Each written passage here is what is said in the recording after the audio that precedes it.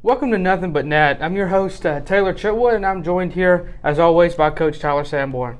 Coach, welcome. Thank you. How are you doing today? I'm hanging in there. Coach, it's been a little bit of a weird season, as we talked a little bit before. 4-12 overall.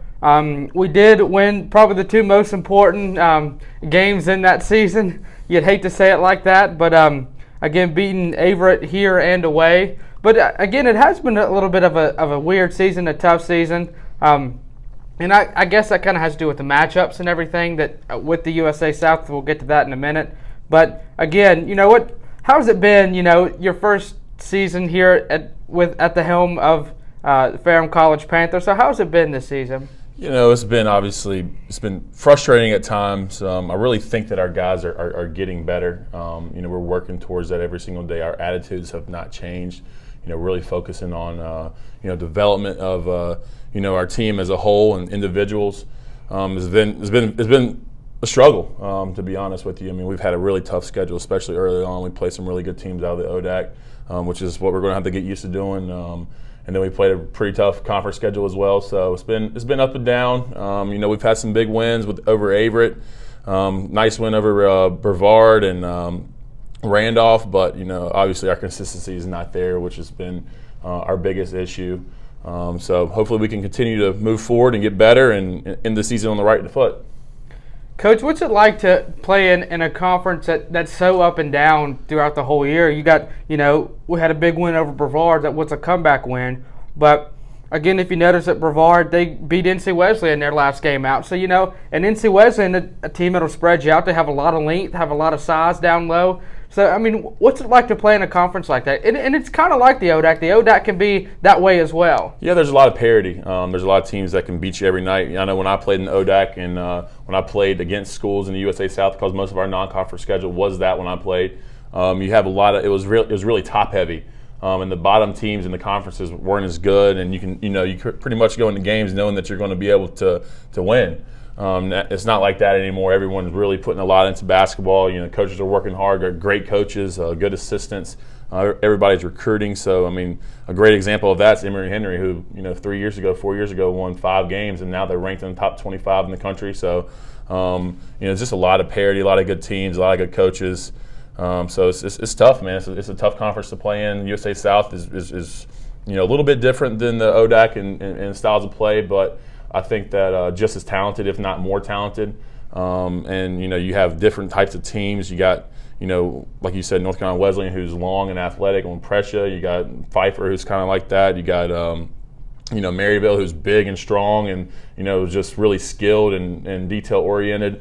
So it's a really good basketball conference. I've been impressed with what I've seen. So it's been an experience for sure.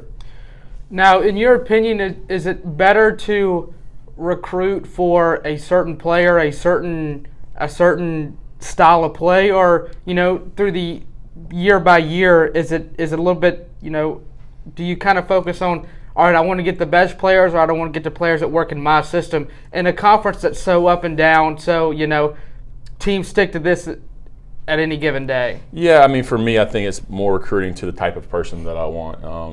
The type of character that is conducive to a good college basketball player and a good community member here at Ferrum College.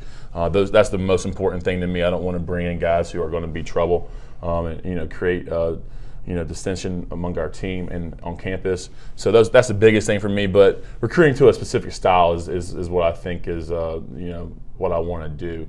Obviously, if you have a kid that you're recruiting that's maybe doesn't fit quite as well, but it's a good player, you're going to take that. But we're trying to recruit to a specific style. Trying to obviously, we need to add depth in the interior, especially. So that's the biggest thing right now in our recruiting needs. But we're recruiting a lot of different types of guys. I mean, I have an idea of how I want to play, but especially at Division III, recruiting can be a weird thing. Coach, what's it like to not have that true big man? You playing that style of basketball and being very, very successful at that in your playing days. And so what's it like to not have that? Yeah, I mean, it's been tough on us just because everyone in our league that's successful really has a good big man. Maryville has a big kid, Noakes. The North Carolina Wesleyan had the big kid, A.J. Fry. Wesleyan had Methodist had the big kid, the big 7-footer Jackson. Those guys are really good players, and we're battling inside and doing our best. But when your biggest post players are 6'3" and 6'4", that's tough to guard those guys. I think having Adam Vault has been really good for us, especially in practice. I mean, he's by far our most improved player. He played football, hasn't played basketball in multiple years. And really is doing us a favor by coming out and playing. He gives it his all every single day.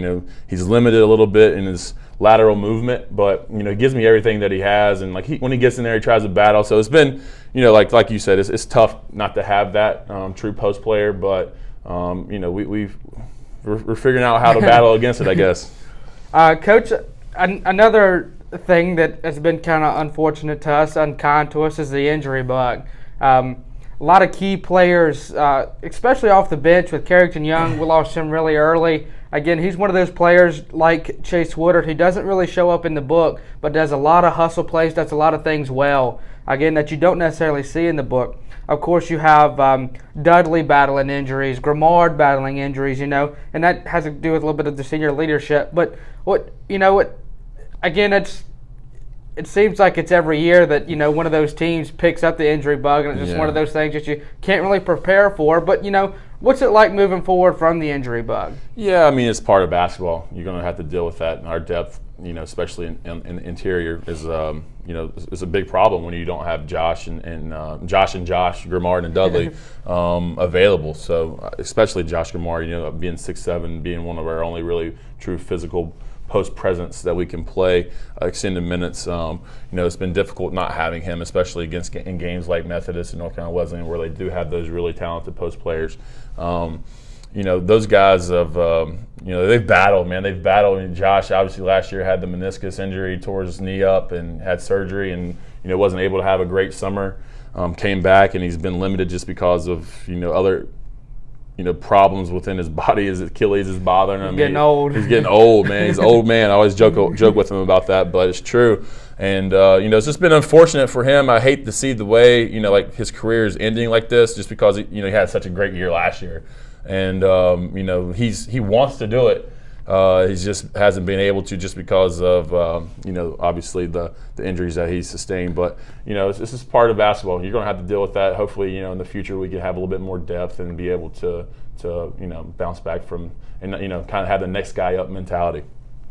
One more thing that we always like to talk about in the post-game interviews is the tale of the two halves. Some games will have a great first half, a phenomenal first half, the best first half we played, and then in the second half come out a little flat, come out a little tired, and that could be some of the, with the injuries and things like that, and then sometimes we're not off to a hot start at all, and we come out of the break and we, there's a fire lit under us, and we come out and play the best second half of basketball.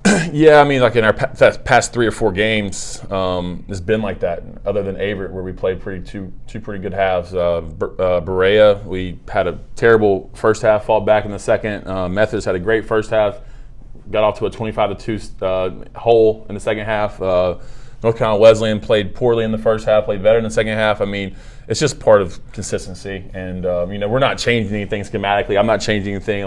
It's not. It's just kind of like, are the shots going in? Certainly. Do we have some momentum? Do we have some confidence? And when we're scoring, that's when we're best on the defensive end, which I really try to get our guys to buy into the fact, like, when you don't score, that's when you have to. Defense. Yeah, it's deflating a little bit, but that's just part of it, man. Like I said, consistency, having some young guys. I mean, we only have 3 seniors and 1 junior, so we're playing a lot of younger guys who have to understand and mature to that aspect. Coach, next game coming up is at Greensboro. It'll be the first time that we play them this year. So, what are we looking forward to there? They play up and down style of play. They just beat Pfeiffer, which is a great win for them. They've struggled a little bit this year, but it should be a really exciting style of basketball. We have to handle their press and execute what we do once we get into the half court. So it should be a good game. Well, that'll do it for us today. Thank you for joining us. I'm Taylor Chitwood alongside Coach. Thank you so much. Thank you.